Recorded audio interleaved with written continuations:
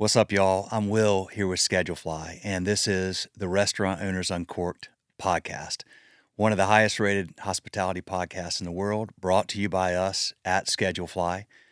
We provide a very simple web-based restaurant employee scheduling software backed by legendary customer service. If you're on pencil and paper or Excel, or you're on some software with tons of bells and whistles and features you don't need or use, Schedulefly is the perfect place for you. Easy to use, point, click, and go, and we'll take great care of you. Schedulefly.com, free trial, check it out.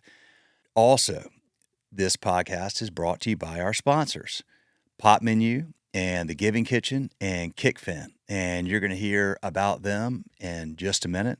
First of all, let's talk about today's guest. All right, so today we have David Weeks, and David Weeks is down in Georgia. He has 3 different franchises that he's a franchisee for: Barberitos, Dunkin Donuts, Newks, 16 locations total. He's been in the business for 20 years. Great dude. Came on the episode primarily to talk about Dunkin, but this conversation kind of went all over and it was really good. I had asked him to come on because he had been using Schedulefly at Dunkin for a long time. The franchisor, Dunkin, recommended a different solution that was integrated and how this stuff in it.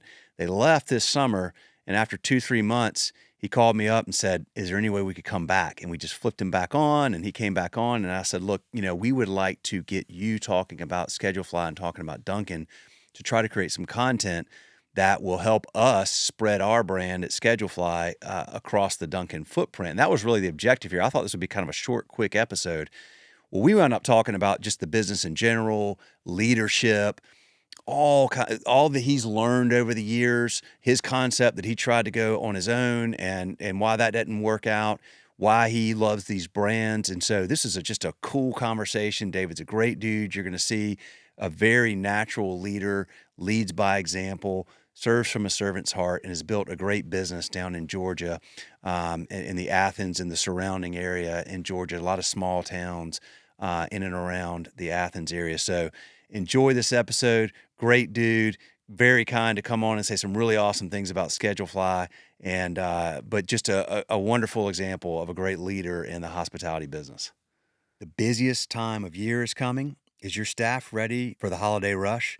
This year, give your team the gift of Pop Menu AI Answering, a simple solution for phones ringing off the hook. AI Answering handles calls 24/7, 365 days a year, so your staff can focus on in-person guests.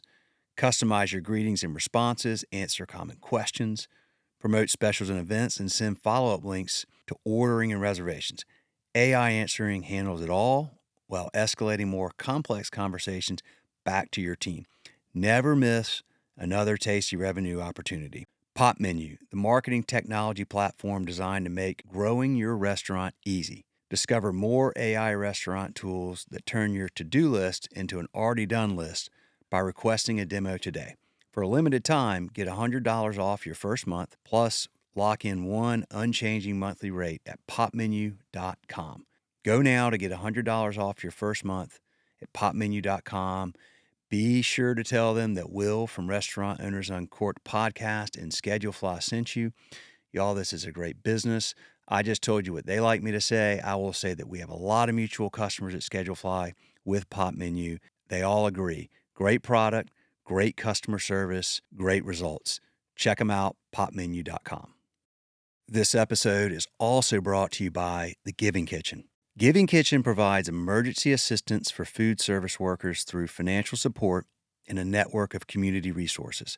Since its inception in 2013, Giving Kitchen has served over 15,000 food service workers and awarded over $10.5 million to food service workers in crisis. If you or someone you know is a food service worker in crisis, please ask for help. thegivingkitchen.org, and again, that's thegivingkitchen.org. Y'all, this is a phenomenal organization. Jen, the founder, has been on this podcast. Jen Heidinger Kendrick, check out that episode to hear their full story. But if you know somebody or you need help, go to thegivingkitchen.org. Incredible organization. and very responsive and has a wonderful mission. Check them out. David, thank you for taking the time to join today. Just introduce yourself if you would. Yeah, sure. My name's David Weeks. Live in Watkinsville, Georgia, just south of Athens, home of the UGA Bulldogs. And currently, I'm a franchisee of three different brands. The first franchise that I got involved with was Barberitos back 20 years ago. We're actually coming up on our 20-year anniversary. Opened my first store in Athens, December 17th of 2003. So hard to believe that 20 years later, we have three different brands. We're also a franchisee of Dunkin, as well as Newk's Eateries. And currently we have 16 stores. We have 5 Barberitos, 7 Dunkins, and 4 Newks. And all of our stores are within a 4-county area right around Athens. So I love the restaurant business. I live it. It's not an investment for me. I'm in my stores every day, working with our staffs, our crews, and I'm very fortunate. I'm actually sitting in the back office of our first store, and we have people out there working that were with us 20 years ago, and that's what I believe in is our people, and it's been a fun ride. Dude, that's well, okay. First of all, congrats, and that's really cool that you spread it across these three concepts.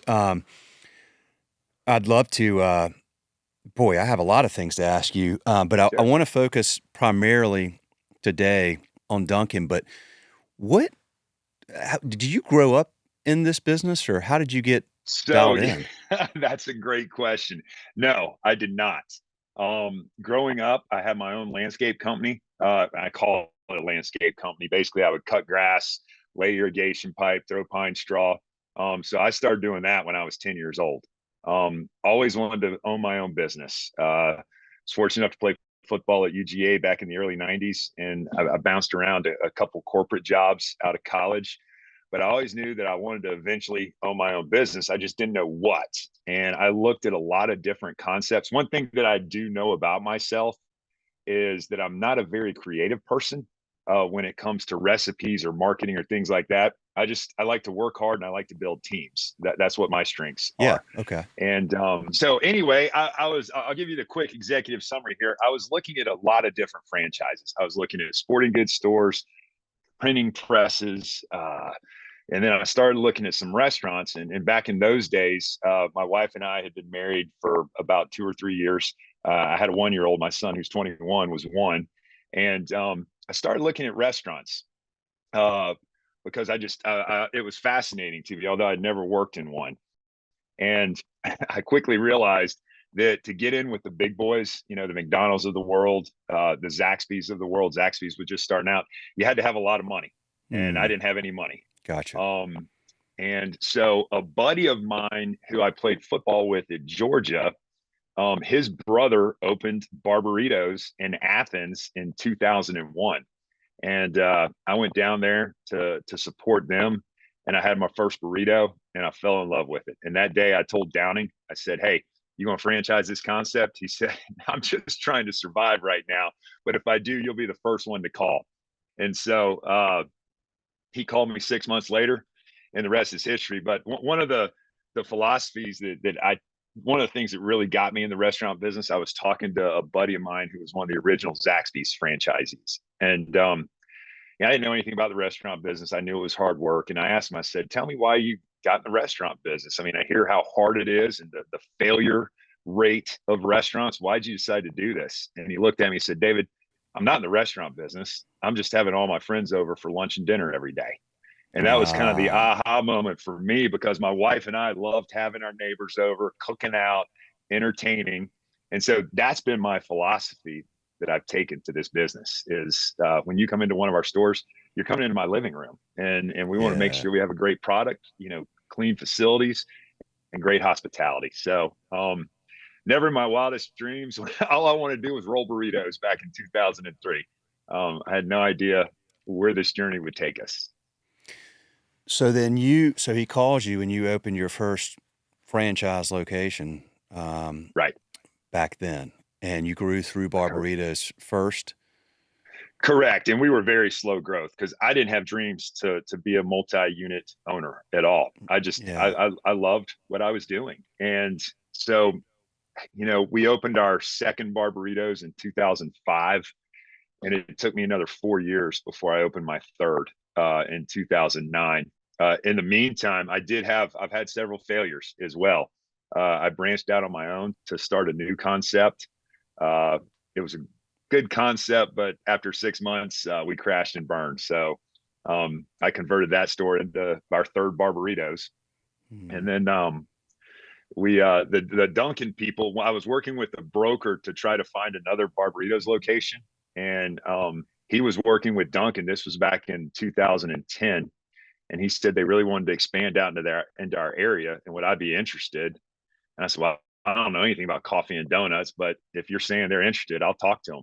And I also figured Barberitos is a lunch and dinner concept. I didn't have anything to do in the morning, so I might as well have a Yeah. third day part to work. And really like their concept as well too. And they're such a huge brand. And so I felt like it was almost like going to get my master's degree in restaurant operations by becoming a Dunkin' franchisee.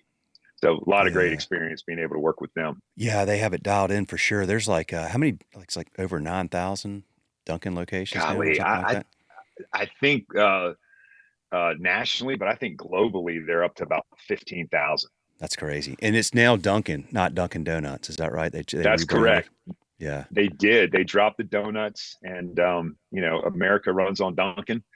Yeah. They're really trying to become a beverage shop, but our donuts we still sell probably about 20% of our sales are donuts, especially being in the South. They love their donuts here in the South. Yes, they do. 20%. So really, 20, I would have thought it would be a lot higher than that. So it's 20%, huh? It was when I first got into business, we were 40%. And Okay. it has just with the Dunkin' rebranding going more towards the beverages, our Yeah. product mix has changed over the years. Better margins in beverages. Much better margins in beverages. Really? Than donut. I mean, Mm-hmm. donuts are really okay. Yeah, because we make our donuts overnight, and Uh-huh. so the labor that goes into it, it skews it a little bit. But that beverage is Dunkin'. It's a well-oiled machine from an operation standpoint when it comes to the beverage mix. Well, okay, I'm so curious. So you said something at the beginning about you're not necessarily your strengths aren't in creativity and things like that. Right. Is did you was that sort of a self-realization when you tried to branch out with your own concept, or did you just have bad timing, or was it a little bit of both? I'm curious Uh, about that. a little bit of both. I was very interested uh, being on the franchisor side instead of the Yeah, franchisee side. Uh, sure. I just with my football and athletic background, I'm such a big believer in teams and building teams and coaching, and I wanted to give it a shot. And I tell people that I got a little bit of the big head. I was like, hey, I'm a pretty good franchisee. Why not branch out on my own and try to create another concept? I know exactly what I'm doing. Yeah, And right. life has a funny way of when you start getting a big head and thinking higher yourself, you always get the slice of humble pie. I got the humble pie thrown right in my face, and so I realized quickly. I was like, okay, I am just not. This is not my cup of tea. Being creative. Give me the playbook and let's just go run the heck out of the business. Give me the playbook and let's get after it. I love it. Yeah, Mm-hmm. there are a lot of similarities for sure between, I mean, you've got 16, how many employees do you have total across all those locations of Oh different? wow, we're over 500. Yeah. Okay. So you got a big team. We You do. got it. We do. Yeah, which means you've got to hire in some really good people to help you run that. I mean, you go to your stores, you probably spend a lot of time going around. You've got to have some really good uh, team members that are out there helping you execute on this and nail it every day across three different concepts in that many locations. We do, and we keep the concepts in their own separate silos. So we Mm, have operations group on our Barberitos brand, an yeah, operations group on Dunkin', and an ops group on Newks. yeah, And we kind of figure it out on our own. We call them our above restaurant leaders. I'm not a big believer in titles, although I realize in this day and age you have to have them.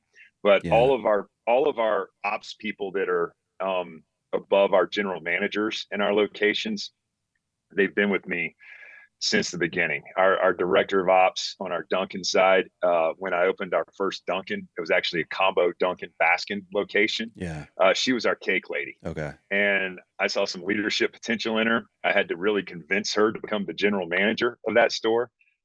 She ran a great store. Then I had to convince her to become an above restaurant leader, and she did awesome at that. And then I really had to convince her to become our director of operations, and she's just phenomenal. I couldn't do it without her. And we have so many stories like that in our company of people who just kind of they jibed with the synergy that we have and the goals that we have, and they're all servant. They have servants' hearts at the end of the day, and they love serving people. And our company has grown. It's so much bigger than just one person. We have so many great people on our team who've been with us for 10 and 15, 20 years, which at the end of the day, that's the thing I'm most proud of.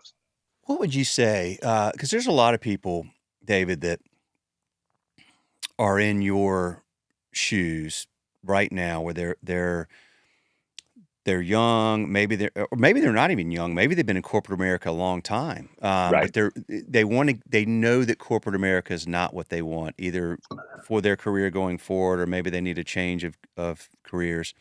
So they're looking at franchise options. Um, Outside of just Dunkin', but just as a franchisee, Right. what would you tell? I mean, like, what would you tell the young you that you have learned over these years? Obviously, you'd say, "Hey, be self-aware enough to know whether, like, you're better with the executing the playbook or creating your own thing or whatever." And a lot of people that come over to the franchise world, and maybe they've been in corporate America, they don't want to come up with something. They want the playbook. Right. But having the playbook, and you can obviously make, let's say, Dunkin' a very successful business, if you execute well in that program, if you Right. hire in the right team, and if you are a good leader. That's still not easy to do at all. Right. And there's plenty of people Right. that try it. I mean, we had a Newk's, near us for a few years, and it closed. I have no idea why, but Right. just because you have a good brand and a good playbook, there's a lot more that comes with that. I'm just curious what some of the things that you've learned that you would convey to somebody that came to you for advice, that's saying, I'm thinking of the same thing. Like, what do I need to know? What are some key things that you want Sure. me to be thinking about before I push my chips in on this kind of investment? Right. Exactly. And you're absolutely right.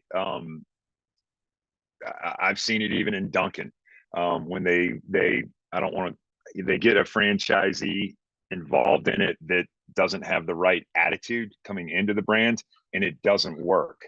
Success is never guaranteed. I believe it's all due to your hard work. Um, but going back and looking, what I would tell my younger self, and I still tell people this all the time that call me up that are looking to get in any one of our brands. My first question is, who's going to run it? And let's say an accountant or a doctor or a lawyer from the corporate world is wanting to get involved in the restaurant business. They say, oh, well, I'm just going to hire a GM and let them do Mm, it. I say, you might as well ride down 85 with your window rolled down and throw your money out the window, because it yeah. won't work. Um, Hmm. the philosophy that I take is that you got to live it. You got to love it. Um, I worked when we opened our Barberitos back in '03. Um, I was in the store from 7 a.m. to 11 p.m. for about 15 months. So if somebody's going to get into it, if you have to work it. And I had a 1 year old at the time. Aaron would bring Wes, my son, up to the store at 3 o'clock. We'd go in the back parking lot, and he loved throwing the baseball. So I'd go in the back parking lot for 10 minutes, throw the ball with them, and then go back to work. And my staff, because I work so hard with my staff, and my wife loves to tell this story. We had a high schooler that was working with us, and I was trying to develop him into a shift leader, so I could go home at night. And Aaron comes through the line one night, and his name was Josh Hickson. And he said, Miss Weeks, I'm trying to do a good job so your husband can come home at night. And I was like, oh, that's, he saw I guess what I was doing, he saw that my whole family was involved in it. And even 20 years later, and I still know he now is a high school teacher and high school football coach. So I stay in touch with him. And that just, I think when you're people, you have to lead by example in this industry. Yeah. And, I still like, I never ask my staff to make food for me. They need to take care of the guests. I'll make my own food. Yeah. I still to this day, I love going into a store and taking out the trash Yeah. or going to clean a bathroom just so they see me do it. And a lot of times, the GMs or our ops directors, they'll get on to me, Dave, you don't need to do that. And I fire back to them, yes, I do need to do that. That's the Yeah. most important thing I do. And so if you are looking to get in this business, it's a very hard business. And if you're afraid of hard work, go do something else. But it's a 24/7 deal. And if you select the right people, and treat them right, I'm the world's biggest optimist, because I believe if we set the standard high in Yeah. our restaurants, even today with the younger people, and I think the younger people get a bad knock in today's society, where people say, oh, they just won't work anymore, they're too involved on their phones. Well, we set a very high standard. They're not allowed to have their phones on them when they work. Now we have lockers in all of our stores, and they put their phones in the back, and we want you to be focused on the guest. And our people get that, even the young 16 and 17-year-olds.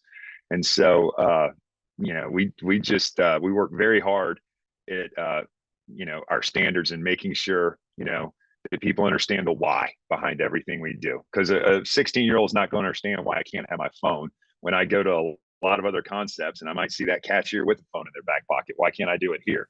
Well, Yeah. because we're focused on the guest. Leading by example is such a huge part of that. I could not agree more. You're never above anything. And how can you tell somebody to do things that you haven't done yourself or won't do yourself? It's like, what you won't do it, but I have to do it. Then it just sets this power structure, and it's just, no, you do the things that they think are beneath, and they're trying to tell you not to, and you keep doing it because you realize that, because that's just how you're wired, I can tell, and you want to because it's important to you, but it also shows them, like, man, if he's in here doing this, like, how can we not do it? Like, how can we not Right. be, doing the things we need to do?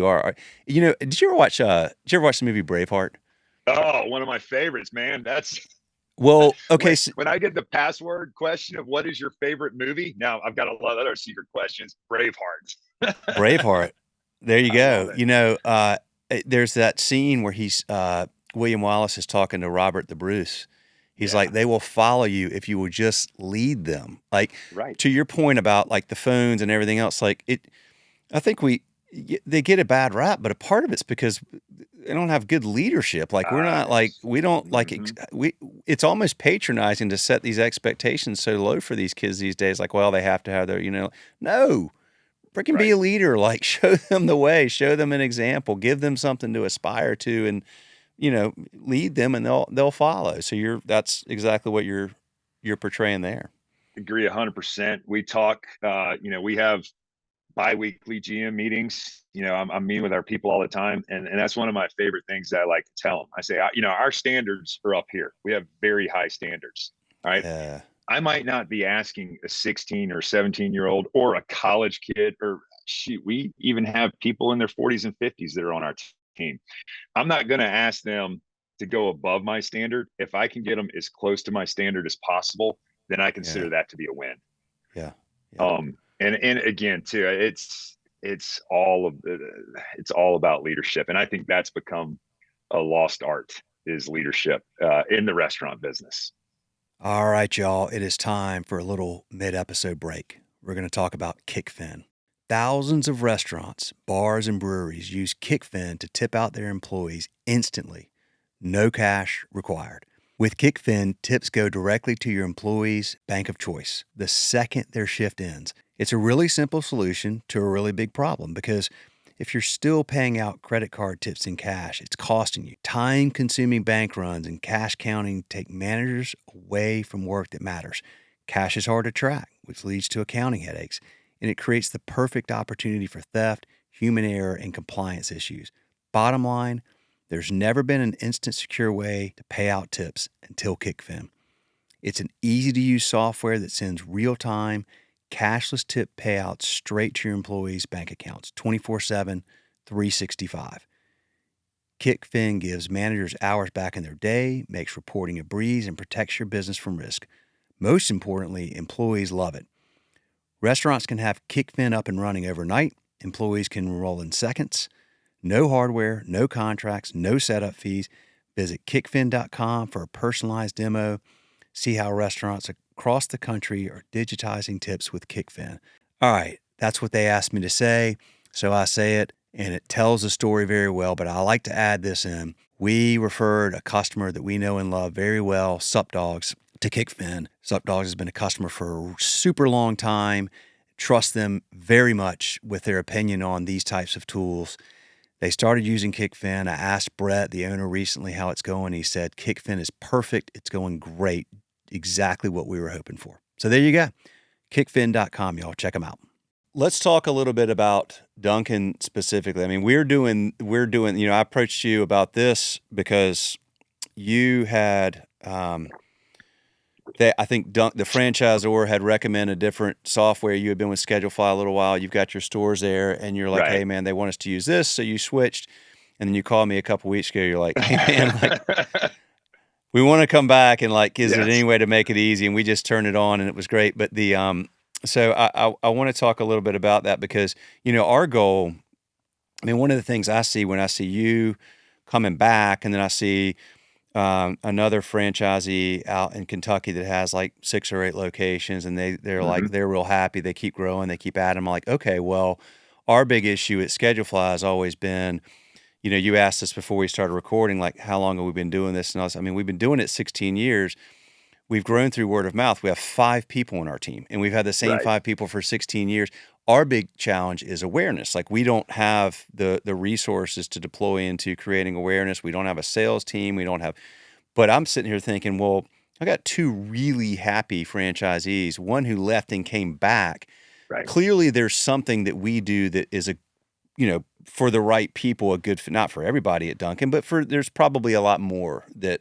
So my goal is to try to figure out how can we create content, or something that can get shared around Dunkin that might say, okay, well, gosh, this is a cool story, and they like Schedulefly a lot. So, so I thank you for doing this for that reason. But I am curious because we didn't really talk about it. Like, so you left, you turned it off, you went to another. And you don't have to say who, but like what? Yeah, sure. What happened? Like, why'd you call me a couple weeks ago? Don't mind at all. So Dunkin switched their POS system about 2 years ago. And, it was a slow rollout, especially with a brand as big as Dunkin. And about a year ago, they brought, under the suite of options that particular vendor gave us was a scheduling component to it. And it was sold to us that, it's going to integrate your hourly labor. It's going to integrate sales. You're going to be able to control your labor easier. You'll have the app. You'll be able to see exactly where you are. And like, okay, well, we'll give it a try. And, we always liked you guys, and, and it was fascinating. So once a quarter, we bring all of our GMs per brand we have an office. I mean, it's about 1,000 square feet in Watkinsville, Georgia. It's nothing with bells and whistles or anything. We have a conference table. I've got an office, and their admin team works together. And so we had a Dunkin meeting with all of our GMs, and the way I like to do our meetings, I'll speak at the beginning, but then I let our ops director and our leadership team meet with the GMs, and then they'll update me afterwards. What was fascinating that came out of this meeting, Billy, our director of ops, comes to me and she said, David, you're not going to believe this, but everybody wants to go back to Schedulefly. I was like, are you kidding me? Why? And like, look, it's way more user friendly. Not only do the GMs like it, it's easier to create and post a schedule, but the staff loves it. The kids love it. of course, the other software promised us all these things, but when you get involved into the nuts and bolts of it, it wasn't working the way we wanted to. And I said, Billy, dude, I'm all for going back to schedule fly. And they were worried. They said, gosh, it's just going to be such a hassle to have to recreate all of our templates. And, it's going to take a lot of time. I said, when do y'all want to do it? And she said, well, now.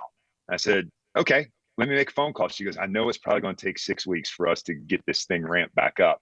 I said, well, I'm not really sure, but I will call them and let's see. And that was when you and I talked, and when you told me, hey, I just got to flip the switch back on. And so our team loves it. I love it. One of the things that I missed about it was in the old software under what Dunkin was recommending. I have seven stores. I couldn't see the schedule of all 7 stores on one screen. I'd have Yeah. to toggle and go to another screen and all this. And the thing that I love, and it just happened yesterday. We we're real big on our drive-through times at all of Mm. our stores. And so we had the morning schedule. And I love getting the morning email because I know how many people are on staff, who we have on staff. And, obviously after a Georgia home game on Sundays, we better have all hands on deck because we're fixing to get crushed because Yeah. everybody's coming. So I love being able to be involved with knowing that our GMs know what the business is. Because on a Georgia home game, we might need 15 people in the store. On a Monday in November, I might need 6 or 7 in the morning because we really monitor our labor that way. But we had some high drive-through times at one of our particular locations. I go to y'all's daily email. I'm looking at the staffs. I'm seeing who we have on. And my first question to our ops director is, hey, do you think we should have had more people on this shift? Because we only had 5, but we were about 30 seconds higher on our drive-through time. And she just responds to me. She said, "No, David, because I was actually there. We had an oven go down. We had a great crew on, and if we didn't have that oven go down, we'd been fine." So Mm. that's the level of involvement that I love to have in asking the questions, and then my staff's knowing the answers to those questions. I would have never even known how many people were on staff if we were on the old system. But using Schedulefly and just how user friendly it is at all levels, from crew member to general manager to director of ops to me, the franchisee, there's just such a level of information that you can get, at the click of your finger versus having to spend 10 minutes digging through a piece of software to figure out exactly who's on the schedule that day. It's been interesting. We've seen a lot over the years of these other softwares come in, and that there's a lot of bells and whistles, and there's a lot of Mm-hmm. integrations, and there's a lot of the idea is very alluring. I mean, I think the Yeah. idea is alluring. Like, it's all in one place. It's all going to tie together. The reality we're finding out, because we're having more and more of this, of people with different, that have gone to different systems that come back. They're like, look, it had, we're paying a lot more for a lot of this stuff that we don't need or don't use, or it doesn't work the way it's supposed to. And then we find ourselves spending so much time on the system and in the software and, Right. on a screen, versus what we need something that's quick and easy so that we're out with the guests and with the product. And Right. that's, so that made it just made my day. It made all of our day, like our whole team, when you called and said that. And I can't tell you how nice it is just to literally be able to click one button and then you're just, like, you guys are Oh off and my running again. gosh. So that, And look, you made, I think our team thought, well, David's going to say no. This is something that we did. And that's how Billy, I think she almost came with her hat in her hand to me when she was asking me yeah, about it. And I think I totally shocked her when I said, well, heck yeah, let's go back to schedule fly. I'm all for uh, it. And the thing that I love about it too, and it kind of goes back to what we were talking about earlier of how involved I am and how involved our teams are. We don't look at our crews as a number.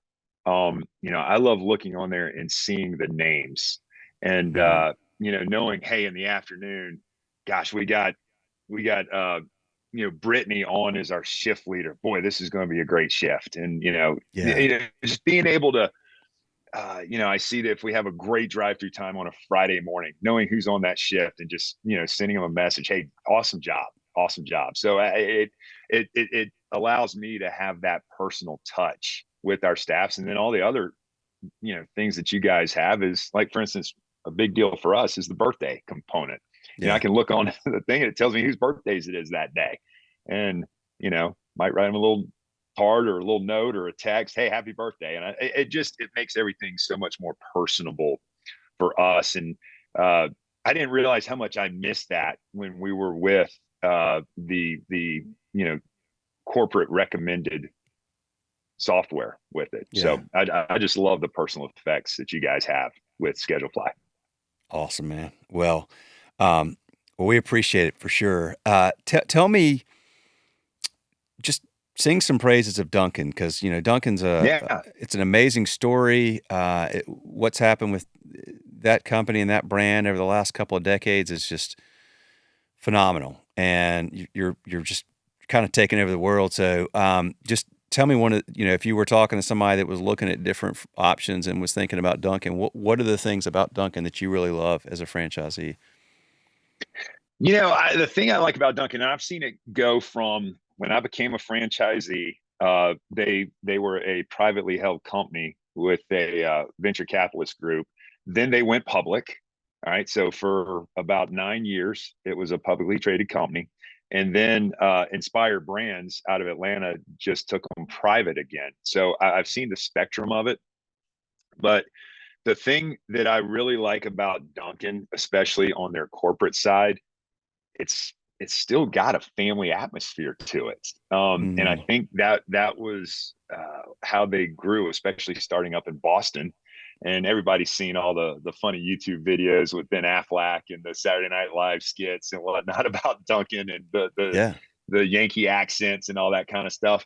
But it really does, as big as it is. I can still call up the director of the Southeast and talk to her about anything, and she'll pick up the phone. And it hasn't gotten so big that it lost its personal touch. And I think I'm very fortunate with the brands that I'm involved in.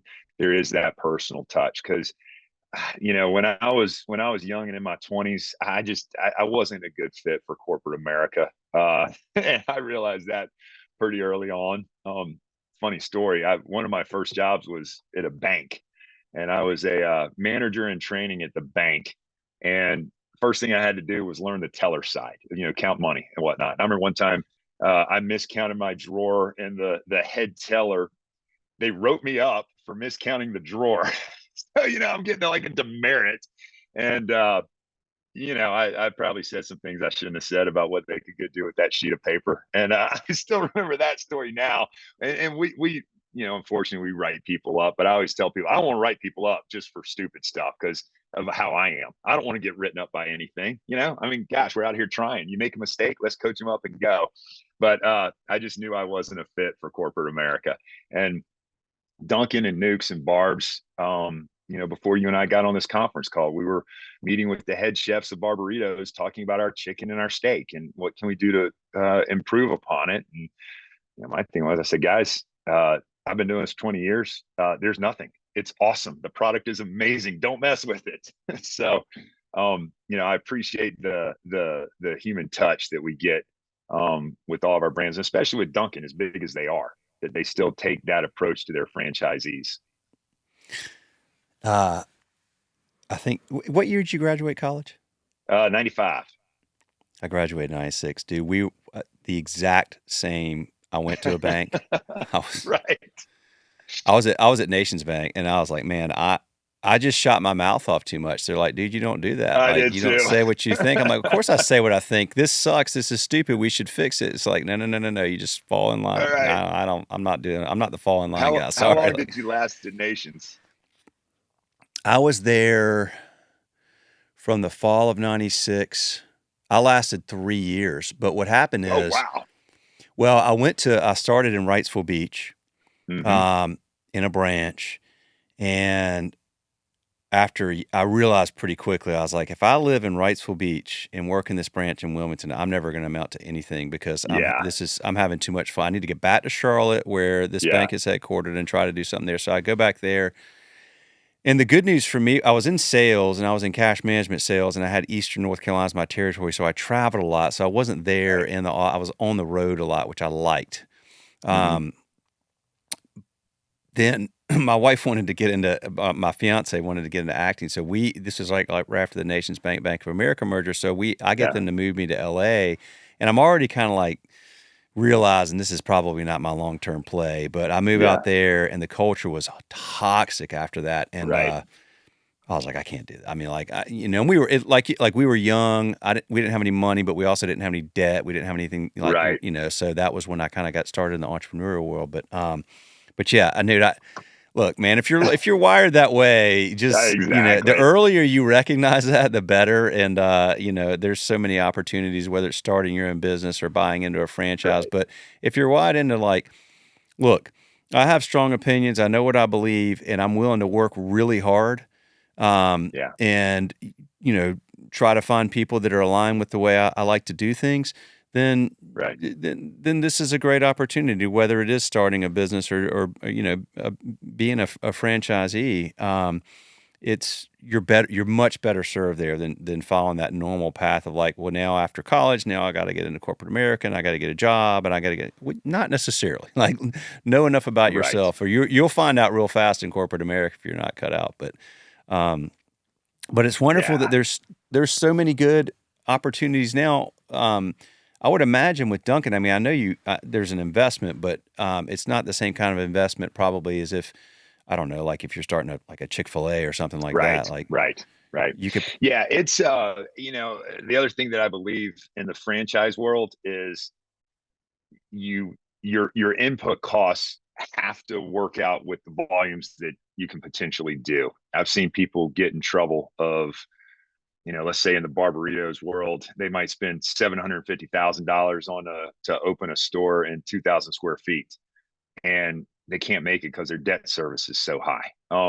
And I always believe, and I try to consult with people and tell them, look, you don't ever want to go cheap. You never want to go cheap, but you can go economical. mm, Um, and because the franchisors, they're going to spend your money if you let them. But again, I take the same approach to building out one of our stores like I do of running our stores. I'm going to be involved. I've got a group of subs. My GC has been with me. He's built out 10 or 12 of our stores. um, we work very well together. It's all local guys, and it goes back to expanding your network too. mm, yeah, Because I'm so fortunate that I've got the best plumber, the best electrician, the best HVAC guy, the best equipment guy. So when something goes wrong, I can call them at even on a Saturday at 4 p.m. or yeah, shoot them a text. Yeah, man. Hey, we're on our way. And they all know. I tell our admin staff, I say, you make sure you pay them first. yeah, We're going to cut them a check as soon as they need it, because that's what it's all about. And the team goes a lot further than just your crew. Your team has to be your outside advisors as well too. I've had the same accountant since I started, and mm, I still meet with her once a month. And I laugh and I tell her this. I say, for you, you're like my PhD professor who's continuing to help me understand the financial side of the business, because that's what I yeah, love about the restaurant business is there's so many little components to it that are just so different. And uh, I tell my boys who are in college, and even I've got 4 kids. I've got one in high school and one in elementary school.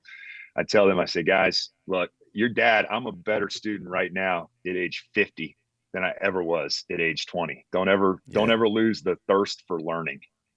yep. Yeah, it's interesting. I'm totally the same way. I'm so much more interested in learning now than I was when I was Right. when I when I was know it supposed shouldn't to be be that way, learning. right? That's okay, man. Right. That's good because you just keep improving. Like you That's just right. want to just kind of improve just a little bit every day. Bingo. Well, Exactly. um, would David, I appreciate you doing this. I'm gonna let you get back to it. I know you're a busy dude. I'll tell you, what you can do is, since that Dunkin', has that corporate or that family feel, is call that lady, that Yes. Southeast lady, and say, "Hey, man, you need to check out some Schedule Fly." I Um, love it, man. I've actually, what I want to do, because we have what they call a DAC. I don't even know what it stands for, but we got a franchisee meeting in Atlanta tomorrow. oh So yeah, instead of calling, I'm going to be in person. And so that's what I believe in, man, is the in-person touch, and talk to yeah, some of the dudes I know and gals I know, and let them know. And because that's also where you learn, is from your peers in the franchise world too. I yeah. love getting other ideas from folks.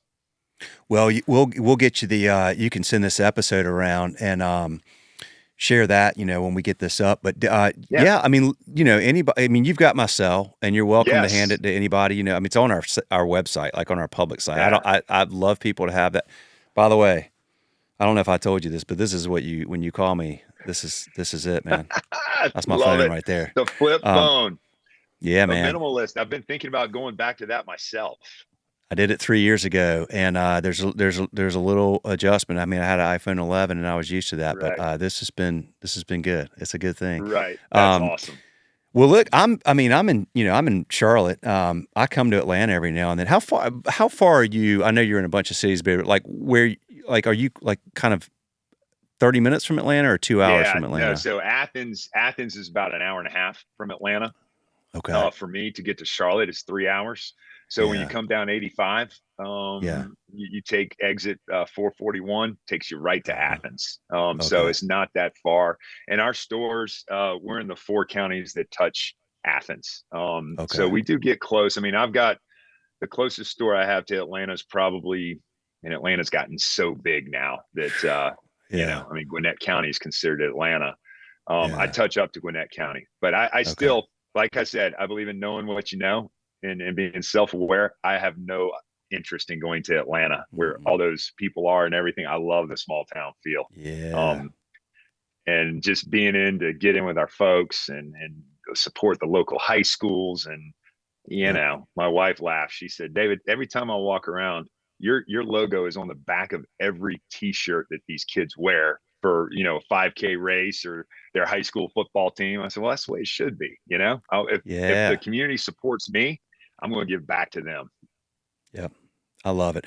Smart strategy, man. You're in these towns. You got three different concepts in these towns, and instead of just like Yeah. growing just keep doing good things in those towns, and yeah, it starts to compound. So, um, okay, well, cool. Well, I want to come, have a coffee and a Awesome, donut brother. I'd love with to, and I'll you make it in for you. Athens. I'll even Okay, make it cool. for you too. It'll be Good, the man. best cup of coffee you've had too, sir. I love it. I love it. Thanks. But I really do appreciate this, man. Thank you very much. And please tell Awesome, your man. team, tell your team thank you from all of us at Schedule Fly. That was so huge for us. It just made me so Yeah. happy when you made that call, and just hearing you talk about that, and how I mean that. Just please tell them all, like, we love y'all. You're awesome. When I come, I'll bring a bunch of Schedule Fly tube socks and trucker Oh, hats. I People love it. love those, They'll so we'll love make it. that happen. All right, That's man. awesome, man. Appreciate all y'all do. And man, we're so, I'm thankful you let me come back home. We're happy to have you back, man. Always. The prodigal Yes, son sir. returns, man. I All right. love it, man. I love it. Hey, great to see you. Let's stay in touch. You got my cell phone too. All right. See you, David. Thank you, man.